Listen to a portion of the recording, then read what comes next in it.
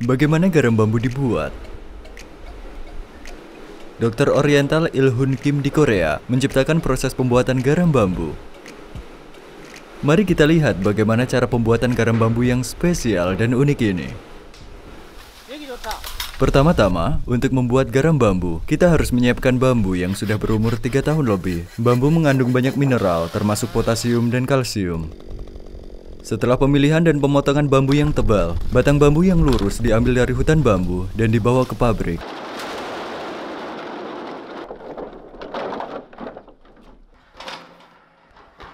Bambu dipotong dengan cara satu sisinya dibiarkan terbuka dan satu sisinya dibiarkan tertutup supaya bisa menampung garam. Bahan kedua untuk membuat garam bambu adalah kayu pinus yang digunakan untuk membuat api. Pohon pinus dipotong menjadi beberapa bagian dan dikeringkan secara alami di tempat yang tidak kena hujan. Hal ini dilakukan supaya getah pohon pinus tetap ada di dalam kayunya selama proses pengeringan. Ini adalah tumpukan kayu bakar yang disiapkan di area yang banyak angin, yang juga merupakan tempat yang baik untuk menghindari hujan. Bahan ketiga adalah garam laut yang dipanen dari lepas pantai barat Korea. Garam laut dikelola secara menyeluruh dengan indikasi daerah asalnya melalui sistem tracing. Ketika bahan-bahan seperti bambu dan garam disiapkan, garam laut digiling sampai halus sebelum dimasukkan ke dalam bambu.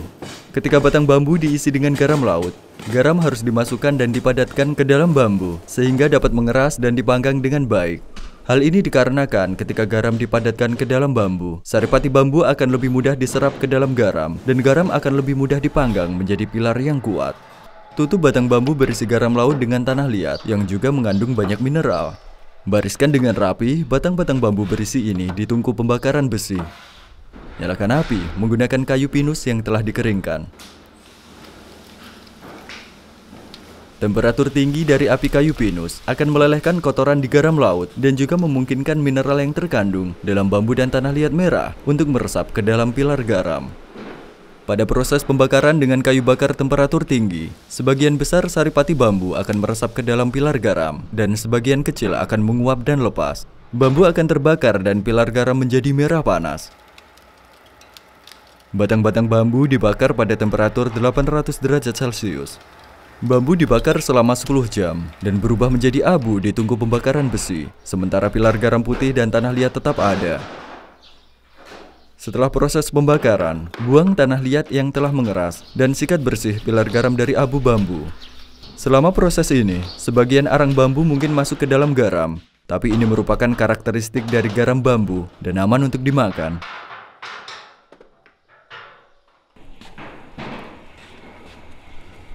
Letakkan pilar garam ke dalam penggilingan. Sekarang, kita sudah memiliki bubuk garam bambu panggang 1 kali. Letakkan garam bambu 1 kali ke dalam batang-batang bambu baru, dan seperti sebelumnya, padatkan isinya ke dalam batang dengan alat penggetar. Setelah menutup batang-batang bambu dengan tanah liat, letakkan lagi batang-batang bambu ke dalam tungku pembakaran besi, dan nyalakan api kembali dengan kayu pinus. Hancurkan pilar garam setelah pembakaran, dan masukkan kembali ke dalam batang bambu baru, dan ulangi proses ini sebanyak 8 kali. Pekerjaan ini dilakukan dengan sangat hati-hati selama 2 minggu. Garam bambu panggang 8 kali diletakkan di tungku pembakaran besi yang dirancang khusus dan siap untuk menjalani proses pembakaran ke-9. Selama proses ke-9 kali ini, temperatur api dibuat menjadi di atas 1500 derajat Celcius yang dapat melelehkan pilar garam 8 kali dan lelehan garam akan mengalir seperti lava. Proses ke-9 dan terakhir ini memerlukan skill yang sangat baik ketika mengelola api. Kita harus selalu belajar dan mengembangkan tekniknya karena kualitas dari garam bambu bergantung pada skill ini. Pilar garam meleleh seperti lava karena panas tinggi. Mencurahkan segenap ketulusan dan tenaga dalam proses ini selama 15 hari. Lelehan garam bambu kemudian dipadatkan dan didinginkan selama 2 hari. Garam bambu dikeluarkan dari tungku dengan cara membalikannya.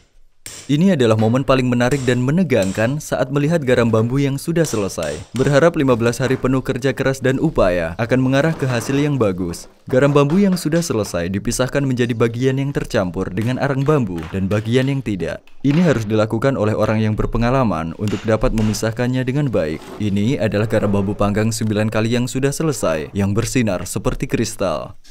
Proses menghilangkan kotoran dari garam dengan panas tinggi dan membuatnya menjadi garam bambu alkali adalah satu teknik kreatif yang hanya ada di Korea. Ini adalah harta seperti berlian. Garam bambu kami diekspor ke seluruh dunia. Sekarang, letakkan kristal garam bambu ke dalam penghancur dan hancurkan. Untuk meningkatkan produksi biji-bijian kristal garam bambu, hancurkanlah seperlahan mungkin. Bubuk dan biji-bijian garam bambu dicampur bersama-sama. Jika campuran bubuk dan biji-bijian dituangkan ke dalam saringan, maka mereka akan terpisah berdasarkan ukuran. Biji-bijinya akan larut dengan baik ke dalam air liur kita, dan bubuknya cocok untuk bumbu makanan, atau diminum dengan melarutkannya ke dalam air.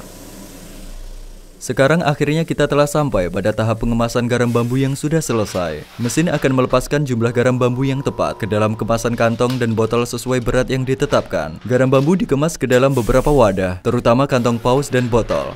Ini adalah proses memasukkan garam bambu panggang 3 kali ke dalam kantong paus. Langkah terakhir adalah menambahkan label. Kemasan ini berisi 80 gram dan 10 gram sampel, dan terutama diekspor ke Malaysia, Singapura, dan Amerika Serikat.